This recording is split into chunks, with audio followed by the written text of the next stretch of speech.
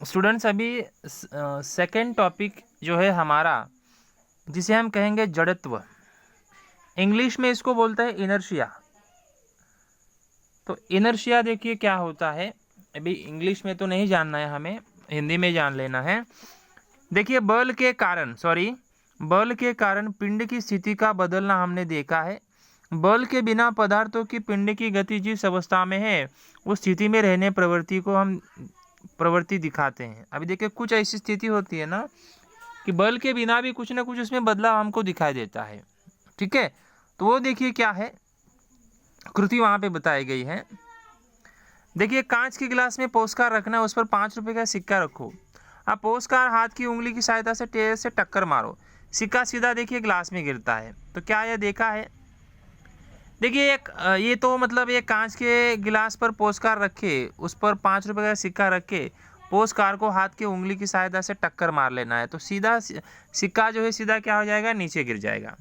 Second कृति में क्या दिया है, एक लोहे के स्टैंड पर किसी एक धागे की सहायता से एक आधे किलोग्राम का बांट यानी वजन लगाना है। उस बांट पर दूसरा धागा दो बांधकर लटकता हुआ रखिए। अब धागे दो को झटका देकर नीचे खींचो। धागा दो टूटता है परंतु बांट नीचे नहीं गिरता, भारी वस्तु हिलती नहीं। अब धागा दो धीरे धीरे नीचे खींचो, धागा एक टूटता है और बांट नीचे गिरता है। इसका मुख्य कारण अर्थात धागा एक पर बांट के कारण आया हुआ तनाव। अभी देखिए उसमें क्या हो गया कि तनाव यानी कि जो प्रेशर होता है, कि जो दाब देने की वजह से इसमें क्या हुआ है, परिवर्तन हुआ है। तो ये कृति है, एक करके हमें देख लेना है। ठीक है, नेक्स्ट भी है अभी दाब, जिसको हम बोलेंगे प्रेशर। देखिए 2 पहिए वाली 4 पहिए वाली गाड़ियों के टायर में देखिए हवा भरते हो तो आपने भी देखा होगा। हवा भरने वाले यंत्र को देखिए ऊपर दाब दर्शाने वाली चकती होती है, डिस्क होती है, अथवा डिजिटल मीटर पर दाब के आंकड़े दिखाते हैं। यंत्र के द्वारा एक विशिष्ट मान तक टायर में दाब बढ़ाया जाता है। साइकिल के टायर में हाथ पंप की सहायता से हवा भरते समय बल लगाना पड़ता है, ये तो तुम्हें मालूम है। बल लगाकर हवा का दाब बढ़ाकर वह टायर में भरी जाती है। क्या बल और दाब इनमें कुछ संबंध है? तो देखिए बल और दाब में देखिए वहाँ पे पूछा गया है कि बल दाब का कैसा संबंध है। देखिए टायर में जब हम हवा भरते हैं, अभी मशीन से आ गया है, पहले के ज़माने में हाथ से बल लगा के हम उसको क्या करते थे, भरते थे। तो ये थोड़ा सा कुछ अलग है, लेकिन यहाँ पे पूछा है कि बल और दाब दोनों का कोई संबंध है कि नहीं है। तो बल और दाब का संबंध है कि जब बल लगाएंगे तभी तो दाब होगा, बराबर कि नहीं। अभी आप क्या करें,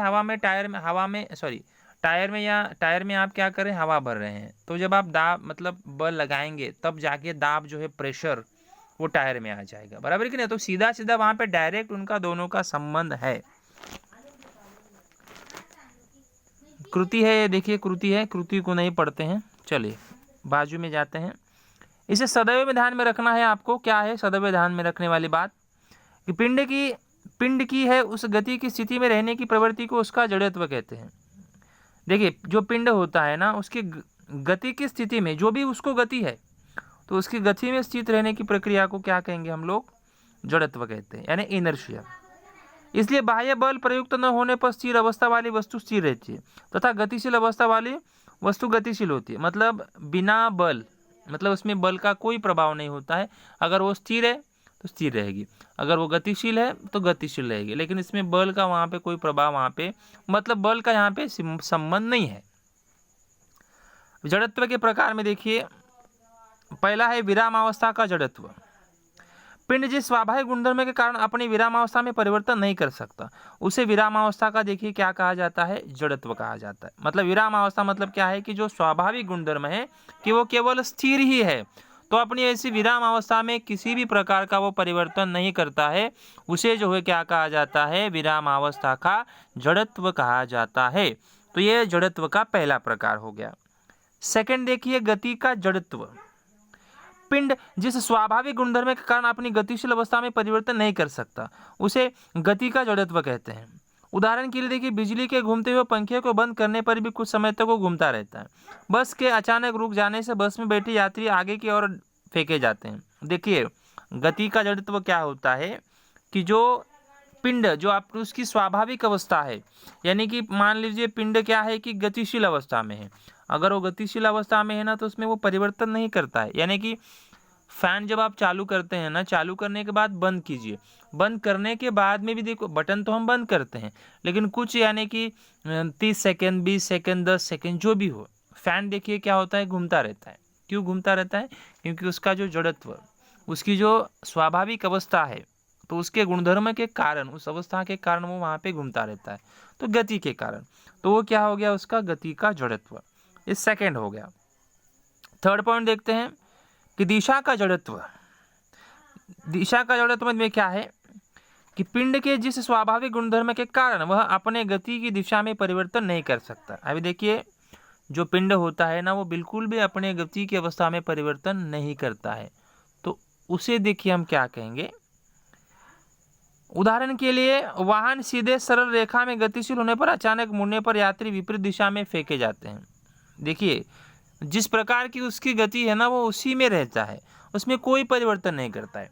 गाड़ी में देखिए, बैठने के बाद में अगर आप गाड़ी राइट साइड में जाती है ना, राइट साइड में अगर टर्न मारती है तो हम देखिए लेफ्ट में फेंके जाते हैं, बराबर है कि नहीं? ये आपके साथ में हो, बस अगर राइट साइड से जा रहे हैं ना तो आप लेफ्ट में फेंके जाते हैं, क्योंकि जो जिस तरह से वो गति में जा रहा है, उस गति में वो कोई परिवर्तन नहीं कर सकता।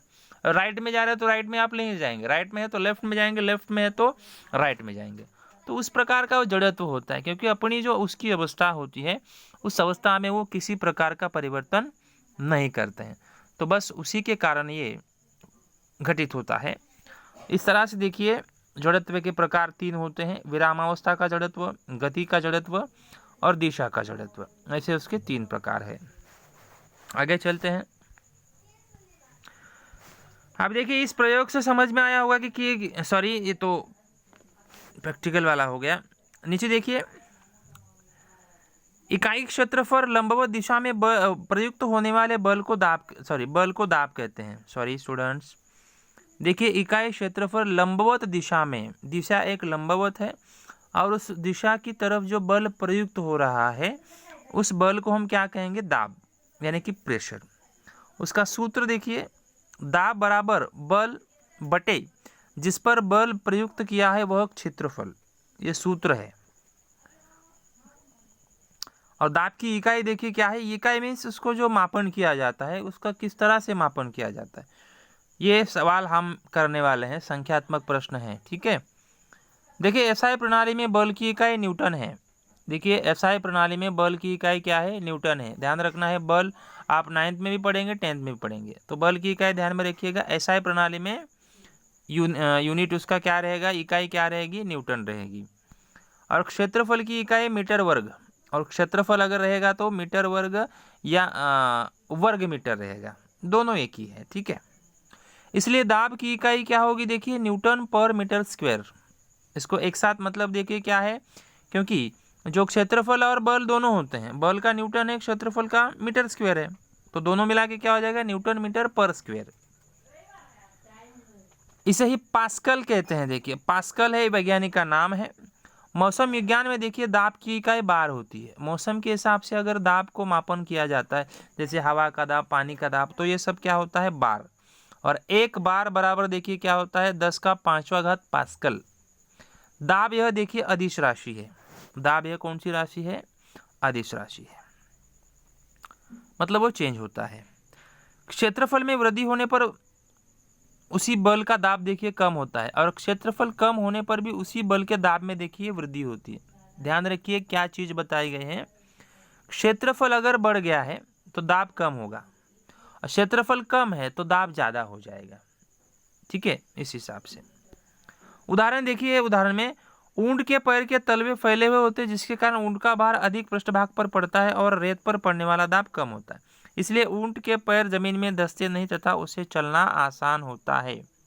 ऊंट के पैर देखिए कभी भी क्या हो जाता है, क्योंकि उसके पैरों का क्या है? क्षेत्रफल ज़्यादा है, इसलिए ज़मीन के अंदर धंसते नहीं है और उसे चलना, रेत में कैसा होता है? ज़्यादा धंसने लगता है, मिट्टी में उतना नहीं घुसता है, इसकी वजह से ऊंट को जो है क्या होता है? चलना बहुत अधिक आसान होता है। तो इस तरह से देखिए, ये दाब के बारे में यहाँ पे बताया गया है। इस वीडियो में कुछ डाउट रहेगा तब आप पूछ सकते हैं।